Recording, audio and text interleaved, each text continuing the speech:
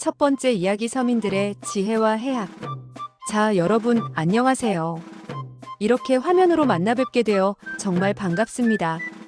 오늘 우리는 잠시 시간을 거슬러 조선시대로 떠나볼까 합니다.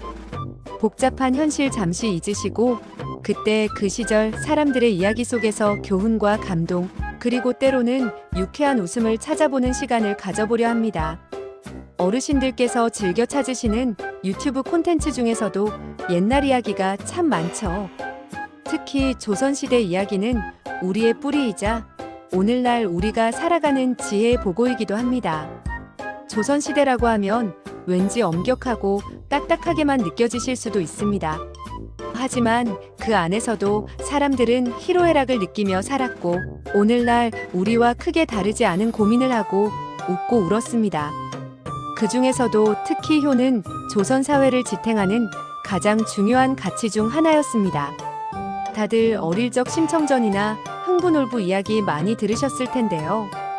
그 이야기들 속에도 깊은 효심과 형제 간의 우애, 그리고 권선징악의 메시지가 담겨 있죠. 오늘 제가 들려드릴 첫 번째 이야기는 우리가 흔히 아는 위인들의 영웅적인 서사가 아닌 이름 없는 서민들의 삶 속에서 피어난 작은 교훈들입니다.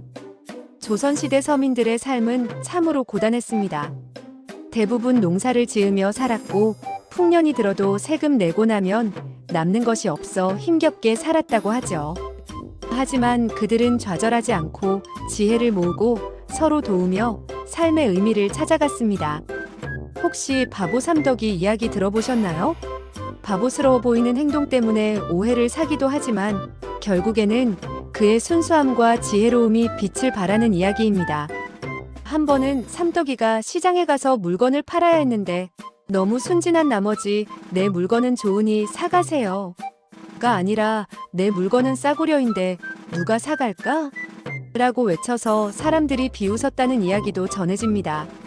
하지만 나중에 알고 보니 그 말이 오히려 다른 상인들의 과대 광고를 비웃는 풍자가 되어 삼덕이의 물건이 더 잘 팔렸다는 해학적인 이야기도 있습니다. 이처럼 조선시대 사람들은 일상 속에서 해학과 풍자를 통해 어려운 삶을 이겨냈고, 작은 웃음 속에서 큰 깨달음을 얻기도 했습니다. 또 하나, 조선시대 농민들의 공동체 정신을 보여주는 두레나 개 같은 조직들은 오늘날의 품앗이나 이웃 간의 돕는 문화와도 일맥상통합니다. 힘든 농사일을 혼자 감당하기 어려울 때 마을 사람들이 함께 모여 일하고 서로 음식을 나누며 정을 쌓았죠. 이런 모습들을 보면 옛 조상들도 결국 함께 살아가는 공동체의 소중함을 잘 알고 있었음을 알 수 있습니다. 특히 어르신들이 즐겨보시는 유튜브 콘텐츠 중에는 이렇게 우리의 공동체, 문화나 전통적인 가치를 재조명하는 영상들이 많습니다. 옛것에 대한 향수와 함께 오늘날 우리가 잃어가고 있는 소중한 가치들을 되돌아보게 해주는 것이죠. 조선시대 사람들에게는 또한 자연이 매우 중요한 삶의 일부였습니다. 산과 강, 들판은 그들의 일터이자 놀이터였고, 때로는 시름을 달래주는 벗이었습니다. 자연의 변화에 따라 농사를 짓고 자연에서 얻은 재료로 음식을 만들며 살았죠. 상가요록 같은 옛 서적들을 보면 백꽃술이나 토란대 김치처럼 오늘날에는 생소한 음식들이 가득합니다. 자연에서 나는 모든 것을 소중히 여기고 활용했던 그들의 지혜는 환경 문제를 고민하는 오늘날 우리에게도 많은 시사점을 던져줍니다. 우리가 잠시 잊고 살았던 소박하고 건강한 삶의 방식들을 조선 시대 이야기 속에서 다시금 발견하게 되는 것이죠. 옛 이야기를 들으며 그 시절의 삶을 상상하는 것만으로도 복잡했던 마음이 조금은 편안해지는 경험 다들 해보셨으리라 생각합니다. 이제 다음 이야기로 넘어가 볼까요? 두 번째 이야기 사랑, 의지, 그리고 인간적인 면모. 여러분, 첫 번째 이야기 어떠셨나요?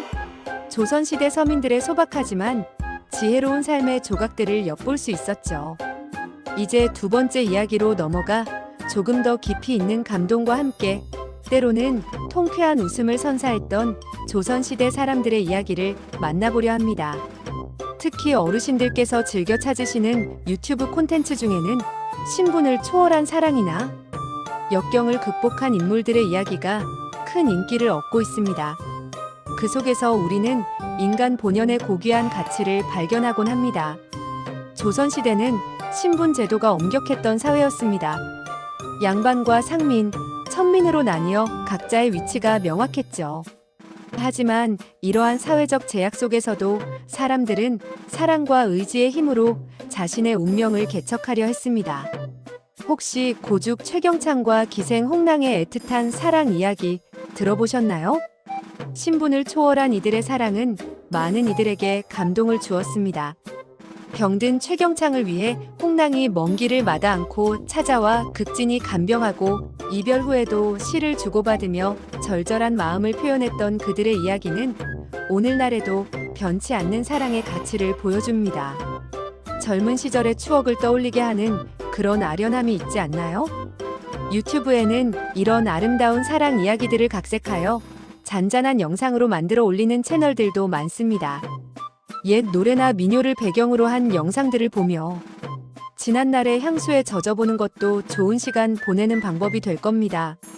그리고 또 하나, 천민이라는 낮은 신분에도 불구하고 학문에 정진하여 훗날 왕이 직접 찾아와 가르침을 청할 정도로 대학자가 된 인물의 이야기는 어떠세요? 신분제 사회에서 천민이 학문을 익히는 것은 상상조차 하기 어려운 일이었습니다. 하지만 그는 양반 자제들의 글 공부를 훔쳐보며 몰래 학문을 익혔고 결국 역경을 딛고 신분 상승을 이루어냈습니다. 그의 끈기와 열정은 우리에게 깊은 감동과 함께 어떤 어려움 속에서도 배움의 끈을 놓지 말아야 한다는 교훈을 줍니다. 어쩌면 우리 삶의 황혼기에도 여전히 새로운 것을 배우고 도전할 수 있다는 희망을 안겨주는 이야기일지도 모릅니다. 요즘 어르신들께서도 스마트폰이나 컴퓨터 배우시면서 새로운 세상에 눈 뜨시는 분들 많으시죠? 그런 도전 정신과 일맥상통한다고 생각합니다. 조선왕조실록에는 엄숙한 역사 기록 외에도 왕과 신하들의 인간적인 면모를 엿볼 수 있는 흥미로운 에피소드들이 많다고 합니다. 예를 들어 정조대왕이 하루에 밥 한 마리를 먹었다는 대식가이로 하나, 세종대왕도 부부싸움을 했다는 기록 등은 우리에게 큰 웃음을 선사합니다. 절대적인 권력을 가진 왕들도 결국은 우리와 다르지 않은 평범한 인간이었다는 것을 보여주는 것이죠. 이런 이야기들을 통해 우리는 역사의 무게감 속에서도 인간적인 해악과 유머를 발견하게 됩니다. 조선시대 사람들은 이렇게 권위 속에서도 인간적인 면모를 찾아내며 삶의 활력을 얻었던 것 같습니다. 요즘 유튜브에서도 조선왕조실록 킬링파트 같은 영상들이 인기인데 딱딱하게만 느껴지던 역사를 쉽고 재미있게 접할 수 있어 어르신들께도 좋은 반응을 얻고 있습니다. 또한 서민들의 문화생활도 빼놓을 수 없습니다.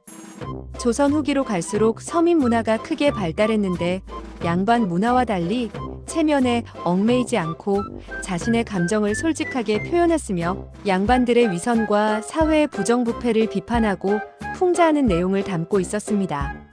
판소리, 탈춤, 그리고 홍길동전이나 춘향전 같은 한글 소설이 바로 그런 예입니다. 시장 한복판에서 벌어지는 판소리나 탈춤 공연은 서민들에게 큰 즐거움과 해방감을 주었을 겁니다. 오늘날 우리가 드라마나 영화를 보며 카타르시스를 느끼는 것과 비슷하겠죠? 당시에는 이런 문화활동들이 일종의 스트레스 해소제 역할을 톡톡히 했을 겁니다. 다음 이야기에서는 조선시대 사람들의 소박한 꿈과 희망, 그리고 오늘날 우리에게 전하는 메시지를 함께 나눠보겠습니다. 세 번째 이야기, 오늘날 우리에게 전하는 메시지. 자, 이제 마지막 이야기입니다. 지금까지 조선시대 사람들의 삶 속에서 피어난 교훈과 감동, 그리고 웃음을 함께 나누어 보았는데요. 마지막으로는 오늘날 우리가 본받을 만한 지혜로운 이야기와 함께 어르신들께서 삶의 여정 속에서 공감하실 만한 깊은 울림을 전해드리려 합니다. 특히 어르신들께서는 과거를 회상하고 세대 간의 공감대를 형성하는 역사 이야기에 큰 관심을 보이시죠. 조선시대 이야기 속에서 현재를 살아가는 우리에게 던지는 메시지를 함께 찾아보겠습니다. 조선시대에는 유난히 지혜로운 여인들의 이야기가 많습니다. 낡은 관습 속에서도 지혜와 사랑으로 마을의 여러 어려움을 해결했던 여인과 두 손녀의 이야기는 우리에게 큰 울림을 줍니다. 권력이나 재산이 아닌 관찰과 나눔, 용기가 진정한 가치임을 일깨워주는 이야기죠. 오늘날 우리 사회에도 이런 지혜로운 어른들의 역할이 더욱 중요해지고 있습니다. 주변의 작은 것들을 살피고 이웃과 나누며 불의에 용기 있게 맞서는 그런 정신 말이죠. 어르신들께서 유튜브에서 보시는 강연이나 다큐멘터리 중에서도 이렇게 과거의 지혜를 통해 현재의 문제를 통찰하는 내용들이 인기를 얻고 있습니다. 단순히 옛 이야기를 넘어 오늘날 우리의 삶에 적용할 수 있는 교훈을 찾는 것이죠. 그리고 빼놓을 수 없는 감동적인 이야기는 바로 원희 아버지께 보내는 편지입니다. 1998년 안동의 한 무덤에서 발견된 먼저 세상을 떠난 남편에게 아내가 쓴 애절한 한글 편지 이야기인데 부부가 서로를 깊이 사랑하고 아끼는 마음이 담겨 있어 많은 사람에게 조선시대의 따뜻하고 살가운 사랑을 느끼게 했습니다. 이 편지 속에는 남편을 향한 그리움과 자식을 향한 염려, 그리고 홀로 남겨진 삶에 대한 막막함이 고스란히 담겨 있습니다. 아마 많은 어르신들께서 이 이야기를 들으며 각자의 사랑하는 사람들과의 추억을 떠올리셨을 겁니다. 시대를 초월하여 변치 않는 사랑과 이별의 감정은 우리 모두의 공통된 정서니까요. 유튜브에서도 이 편지를 낭독하거나 배경으로 한 영상들이 꾸준히 사랑받는 이유가 바로 여기에 있을 것입니다.